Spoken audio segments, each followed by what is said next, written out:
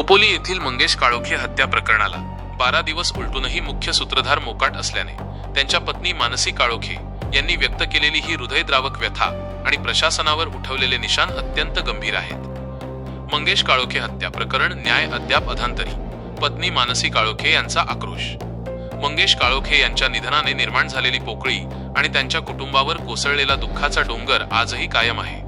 या अमानुष कृत्याला 12 दिवस उलटूनही तपासाची संथगती पाहून मानसी काळोखे यांनी अत्यंत जड अंतःकरणाने प्रशासकीय यंत्रणेच्या कार्यक्षमतेवर प्रश्नचिन्ह उपस्थित केले आहे. मानसी काळोखे यांनी मांडलेले संतापजनक वास्तव. राजकीय संशयाची सुई. माझ्या पतीच्या हत्येच्या अवघ्या 1 दिवस आधी राष्ट्रवादी काँग्रेसचे रायगड जिल्हा प्रवक्ते भरत भगत यांनी संशयित रवी देवकर याला 10 वेळा फोन केले होते, असा थेट आणि खळबळजनक आरोप त्यांनी केला आहे. एवढे पुरावे समोर असतानाही भरत भगत आणि सुधाकर घारे यांना अद्याप बेड्या का ठोकल्या नाहीत, असा सवाल त्यांनी विचारला आहे. तपासातील दिरंगाई, हत्येचा कट रचणारे अनेक मुख्य सूत्रधार आणि आरोपी अजूनही पोलिसांच्या हाताला लागलेले नाहीत. तपासात होणारी ही दिरंगाई म्हणजे पीडित कुटुंबाच्या जखमेवर मीठ चोळण्यासारखे असल्याचे त्यांनी म्हटले आहे. देवकर कुटुंबातील काही सदस्य पहाटेच्या वेळी गावात उजळ माथ्याने वावरत असल्याचे निदर्शनास येत असूनही पोलीस त्यांना अटक करण्यास का कचरत आहेत, असा तीव्र संताप मानसी काळोखे यांनी व्यक्त केला. माझा संसार उद्ध्वस्त झाला आहे. आज 12 दिवस झाले, पण मुख्य आरोपींना पाठीशी का घातले जात आहे? आम्हाला न्याय मिळेल की केवळ राजकीय दबावाखाली हे प्रकरण दाबले जाईल, असा काळजाला पाझर फोडणारा प्रश्न मानसी काळोखे यांनी उपस्थित केला आहे. एका कुटुंबाचा आधार हिरावला गेल्यानंतर आता केवळ शून्य न्यायाची प्रतीक्षा उरली आहे. जर यंत्रणेने तातडीने कठोर पावले उचलली नाहीत तर सामान्य माणसाचा कायद्यावरील विश्वास उडाल्याशिवाय राहणार नाही. 12 दिवस झाले, अजून कोणाला पकडले नाही. जे आहेत ते अजून पाठीमागे भरपूर उभे आहेत. जे रवी देवकर यांनी एकट्याने केलेलं नाही, त्यांच्या पाठीमागे अजून दुसरे भरपूर उभे आहेत. एक पकडतोय, पण अजून न्याय कसा नाही भेटत. अजून ते भरत भगत आहेत, त्यांचे 10 कॉल आहेत रवी देवकरला. रवी देवकरने त्यांना केलेले आहेत.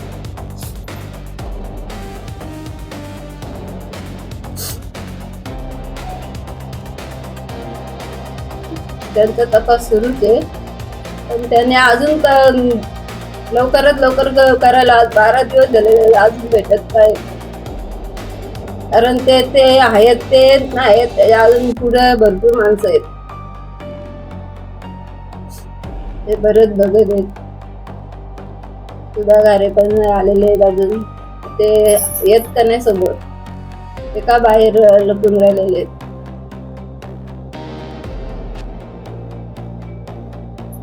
कधी नाही भेटला आम्हाला आमदार साहेबांनी, उपमुख्यमंत्री साहेबांनी, फडणवीस साहेब, कधी न्याय द्या तुम्ही आम्हाला. आज 12 दिवस होऊन गेले.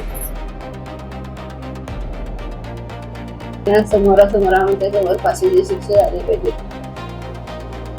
आणि जे आमच्या गावातून जे 4 घरं गेलेली आहेत ना, त्यांना पण हजर करायला पाहिजे.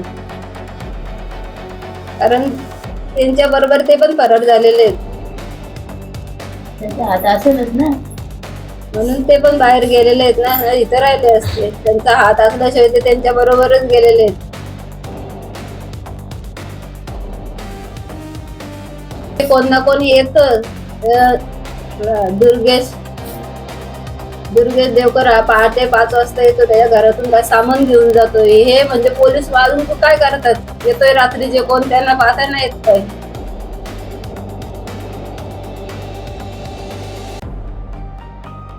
हा पाहिलंय, पहाटे 4 दरम्यान पाहिलेलं आहे. आमच्या गावातलं एक लेडीने सांगितलं. माझ्या बाप्पांना न्याय का नाही भेटला? सगळे आरोपी, अर्धे आरोपी फरार आहेत, अजून ते मोकाट फिरतायत. न्याय कधी भेटेल? आज 12 दिवस झाले. माझ्या पप्पांच्या आरोप्यांना फाशीची शिक्षा झालीच पाहिजे. एवढं निर्गुणपणे मारलं त्यांनी. पण लवकरात लवकर फास्टॅग मोका लावू म्हणे, पण अजून काहीच नाही झालेलं आहे. एक म्हणजे बापाची एक मुलीला सोडायला शाळेत जाऊ नाही शकत काय? तुम्ही आयात असं काय?